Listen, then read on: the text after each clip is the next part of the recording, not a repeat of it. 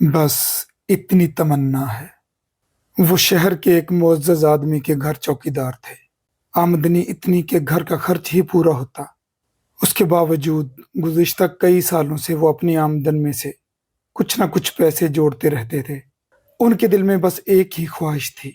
اسی خواہش کی تکمیل کے لیے وہ گزشتہ 22 سال سے اپنی آمدن میں سے ایک قلیل حصہ محفوظ کر رہے تھے۔ دوستو، یہ کہانی ہے ایک بزرگ کی، جنہوں نے اپنی ساری زندگی ایک ہی حسرت کو پورا کرنے میں گزار دی۔ حاجی بابا ایک طرف زینے پر بیٹھے بے یقینی کے عالم میں ایک ہی رخ پر دکھے جا رہے تھے۔ آنسو تھے کہ تھمنے کا نام ہی نہیں لے رہے تھے۔ وہ ایک دم اٹھتے اور دیوانگی کے عالم میں چکر لگانا شروع کر دیتے، اور پھر اپنی جگہ آ بیٹھتے اور اسی رخ پر تکنے لگتے۔ سوچوں میں گم ان کے لب حرکت کرنے سے محسوس ہوتے تھے۔ اس دوران ایک لمحے کو بھی آنکھوں کی نمی خشک نہ ہو پائی تھی۔ وہ شہر کے ایک معزز آدمی کے گھر چوکیدار تھے۔ آمدنی اتنی کہ گھر کا خرچ ہی پورا ہوتا۔ اس کے باوجود گزشتہ کئی سالوں سے وہ اپنی آمدن میں سے کچھ نہ کچھ پیسے جوڑتے رہتے تھے۔ ان کے دل میں بس ایک ہی خواہش تھی۔ اسی خواہش کی تکمیل کے لیے وہ گزشتہ 22 سال سے اپنی آمدن میں سے ایک قلیل حصہ محفوظ کر رہے تھے، لیکن اب تک کی جمع پونجی اس کے لیے ناکافی تھی۔ نا امیدی نہ ہونے کے باوجود اور امید کا دامن اپنے ہاتھوں سے چھوٹتا محسوس کر رہے تھے۔ رب سے گروزاری اور دعائیں کرتے عرصہ ہو چکا تھا، لیکن خواہش کے پورا ہونے کی کوئی راہ دکھائی نہ دیتی تھی۔ ایک رات معمول کے مطابق وہ اپنے رب کے حضور گریہزاری کر کے مصلی سے اٹھے اور اپنے بستر سے جا لگے۔ بستر پر لیٹے وہ مسلسل مولا کے حضور اپنی خواہش پیش کر رہے تھے۔ رات کے سناٹے میں ان کے اپنے رب سے سرگوشی صاف سنائی دیتی تھی۔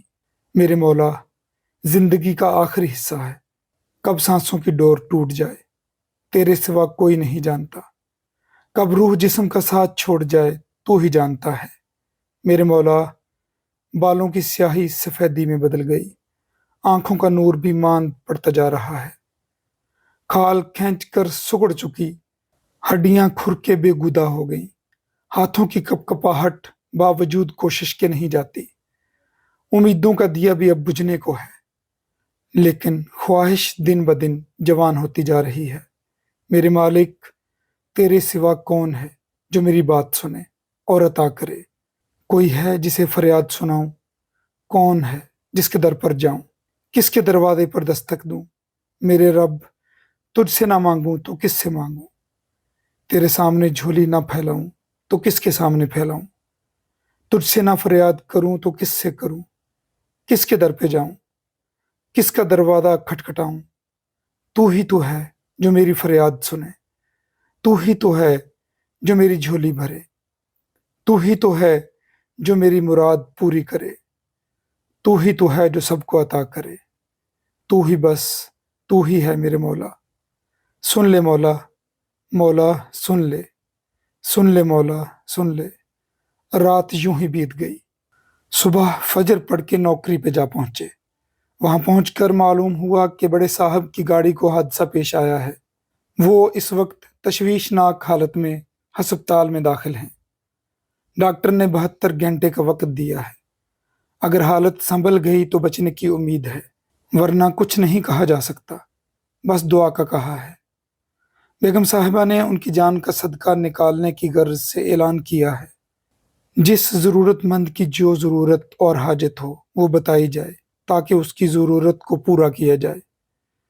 بابا، اگر کوئی ضرورت یا حاجت ہے تو بیگم صاحبہ کے سامنے پیش کر دو، وہ پوری کر دی جائے گی۔ حاجی بابا، نام تو ان کا خدا جانے کیا تھا، لیکن وہ اپنے آپ کو حاجی کہلواتے تھے کہ غیرت نے گوارا نہ کیا کہ وہ اپنی ضرورت و حاجت کو اپنے رب کے علاوہ کسی کے سامنے پیش کرے۔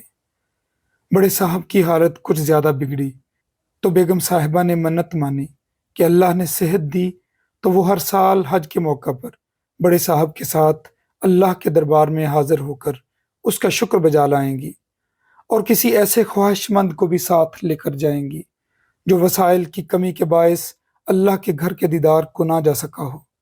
2 ماہ بعد बड़े साहब सेहतयाब होकर घर लौट आए। शुक्राने के तौर पर खल्के खुदा को खूब नवाजा गया और मन्नत पूरी करने के लिए ऐसे शख्स की तलाश शुरू हुई कि जो बावजूद बेइंतहा शौक और ख्वाहिश के वसाइल की कमी के वजह से बैतुल्ला ना जा सका हो। खूब तलाश के बाद जब ऐसा शख्स ना मिला तो फैसला हुआ कि घर के किसी मुलाजम को हज करवा दिया जाए, मगर किसको?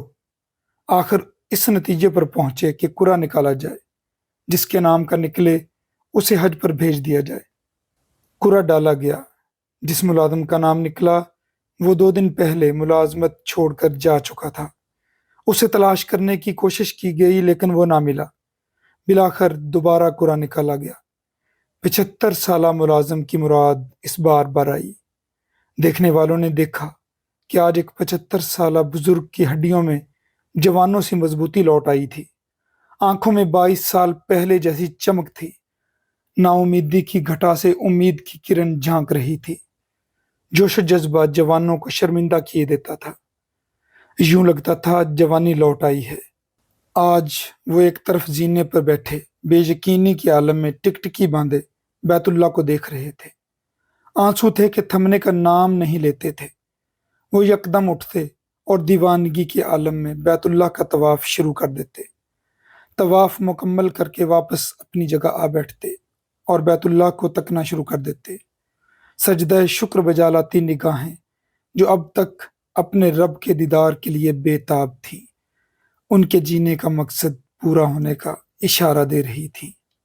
बस इतनी सी तमन्ना है कि तेरे घर का दीदार कर लूं।